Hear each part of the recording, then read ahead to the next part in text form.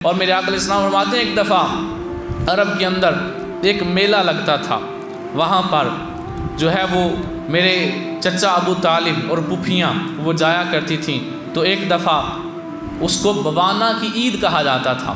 سرکار فرماتے ہیں مجھ سے سارے گھر والوں نے اصرار کیا کہ تم چلو، تو میں نے انکار کیا کہ میں نے نہیں جانا، اور میری عمر تھوڑی سی تھی۔ حضرت ابن عباس رضی اللہ تعالیٰ عنہ جو نبی پاک علیہ السلام کے چچا زاد بھائی ہیں، انہوں نے اس بات کو روایت کیا ہے کہ سرکار فرماتے ہیں میرے اوپر بڑا دباؤ ڈالا گیا کہ تم چلو، تو میں نے کہا کہ میں نے نہیں جانا، لیکن مجھ سے ساری پھوپھیاں ناراض ہو گئیں۔ چچا ابو طالب مجھ سے بڑا پیار کرتے تھے، لیکن وہ بھی ناراض ہو گئے کہ تم ہمارے خداؤں کی جو ہے وہ عبادت نہیں کرتے، کہیں تمہارے اوپر قہر نہ ٹوٹے، اس طرح کا کوئی مسئلہ نہ بن جائے۔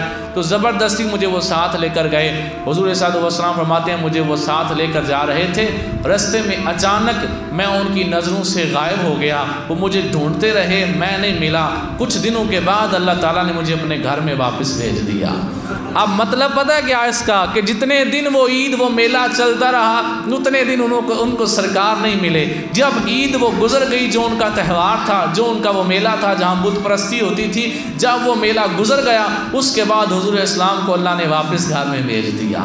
تو جہاں نبی پاک علیہ السلام کو اللہ تعالیٰ گھر والے یعنی چچا کے گھر والے، آپ کی اپنی والدہ تو پردہ فرما چکی تھیں، وہ دباؤ سے تو لے کر جاتے ہیں، تو نبی پاک علیہ السلام کو اللہ پھر بھی وہاں پہنچنے نہیں دیتا، رستے سے غائب کر لیتا ہے۔ پھر سوچیں نا اللہ نے بچپن میں میرے نبی کی کیسے حفاظت فرمائی ہے، کس قدر شانیں اللہ نے میرے نبی کے بچپن کو عطا فرمائی ہیں۔ اور